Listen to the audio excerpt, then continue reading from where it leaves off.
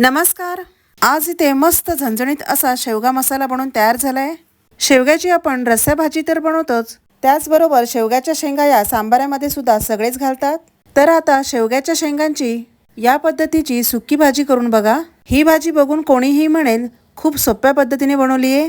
तर या भाजीसाठी कोणतीही पूर्वतयारी न करता कमी वेळामध्ये पटकन बनवू शकता. तर ही भाजी चवीला पण खूप छान लागते. कमी वेळामध्ये बनणाऱ्या आणि खूप टेस्टी लागणाऱ्या अशा या भाजीसाठी मी इथे 4 ते 5 शेवग्याच्या शेंगा घेतल्या आहेत. तर या शेंगा घेताना जास्त जाड किंवा जास्त बारीक साईजच्या घ्यायच्या नाही आहेत. तर अशा या मिडियम साईजच्या शेंगा घ्यायच्या आहेत. जाड शेंगांमध्ये बिया या कडक झालेल्या असतात आणि खाताना सुद्धा त्या शेंगा चवीला चांगल्या लागत नाही. आणि बारीक शेंगांमध्ये गर हा जास्त नसतो. त्यासाठी आपल्याला मिडियम साईजच्या शेंगा घ्यायच्या आहेत. तर या शेंगा आपल्याला 1 ते 1.5 इंचावर कट करून घ्यायच्या आहेत. मी या शेंगा 1.5 इंचावर कट करून घेते. या शेंगांवरील आपल्याला आता साली काढून घ्यायच्या आहेत. तर या साली आपल्याला सगळ्या काढायच्या नाही आहेत. जर का या शेंगांवरील साली सगळ्या काढल्या तर या शेंगा जास्त प्रमाणात शिजून त्यांचा गाळ होईल आणि शेंगा आपल्याला नीट खाता येणार नाही. अशा थोड्याफार प्रमाणात साली काढून घ्यायच्या आहेत. इथे आता गॅसच्या मिडियम फ्लेमवर कढई ठेवून त्यामध्ये 1 चमचा तेल घालून घ्यायचे. तेल थोडंसं गरम झाल्यावर या तेलामध्ये या सर्व शेंगा घालायच्या आहेत. थोडा वेळ या सर्व शेंगा या तेलामध्ये फ्राय करून घेणार आहे. काही जण शेंगा या पाण्यामध्ये उकडून घेतात, पण कधीतरी पाण्यामध्ये उकडून न घेता अशा तेलामध्ये फ्राय करून घेतल्यावर भाजी ही खूप टेस्टी बनते. आता या शेंगांमध्ये थोडंसं मीठ घालून घ्यायचे. मीठ घालून ह्या शेंगा या तेलामध्ये परतल्या तर या शेंगांमध्ये हे मीठ छान असं मुरलं जातं आणि भाजीमधल्या या शेंगा चवीला खूप टेस्टी लागतात. आता यामध्ये पाव चमचा हळद घालून अर्धा ग्लास पाणी घालायचे. सर्व हे चांगलं मिक्स करून यावर झाकण ठेवून देऊया. तर इथे या शेंगा आपल्याला पूर्णपणे शिजवायच्या नाही आहेत. गॅसची फ्लेम इथे स्लो करून 5 मिनटं ह्या शेंगा शिजून घेणार आहे. तर 5 मिनटं झालेली आहेत. आता मी यावरील झाकण काढून घेते. तर यातील सर्व पाणी शेंगा शिजण्यासाठी लागलं आहे. तर या शेंगा मी अशा थोड्याशा शिजून घेतल्या आहेत. भाजी बनवताना भाजीमध्ये या शेंगा मी पूर्ण शिजून घेणार आहे. यामुळे या शेंगांचा जो अर्क असतो तो त्या मसाल्यांमध्ये उतरतो आणि भाजी ही खूप चविष्ट होते. आता ही कढई साईडला ठेवून इथे मी गॅसच्या मिडियम फ्लेमवर पॅन ठेवून त्यामध्ये अर्धी वाटी किसलेलं सुकं खोबरं घालून घेतले. हे सुकं खोबरं आपल्याला लाईट ब्राऊन कलर येईपर्यंत चांगलं भाजून घ्यायचे. आता यामध्ये थोडीशी कोथिंबीर घालून घ्यायची आहे. ही कोथिंबीर सुद्धा यामध्ये चांगली मिक्स करत हे खोबरं छान असं खरपूस भाजून घेतलंय. हे चांगलं भाजून झाल्यावर गॅस बंद करून आता हे थंड होण्यास ठेवून देऊया. मिक्सरच्या लहान भांड्यामध्ये हे थंड झालेलं खोबरं घालून घेते.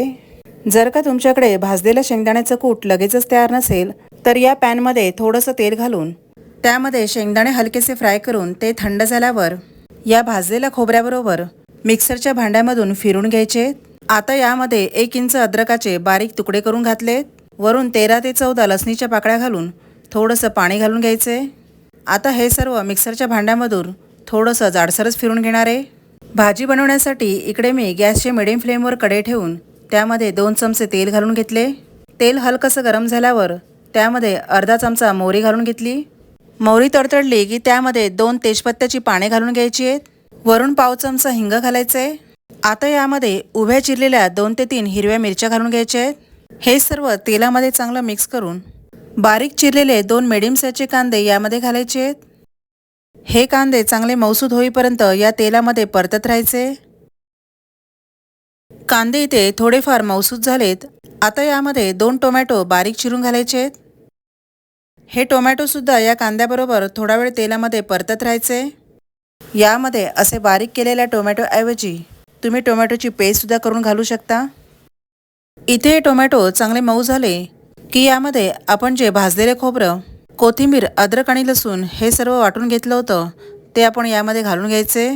आता हे वाटण कांदा आणि टोमॅटोमध्ये चांगलं एकजीव होईपर्यंत परतून घ्यायचे. इथे अद्रक आणि लसूणचा कच्चेपणा जाईपर्यंत हे चांगलं यामध्ये परतत राहायचे. हे वाटण या तेलामध्ये चांगलं परतून झाल्यावर यामध्ये मी काही सुके मसाले घालते. तर यामध्ये 1 चमचा कांदा लसूण मसाला घालून 1 चमचा काश्मीरी रेड चिली पावडर घातली आहे.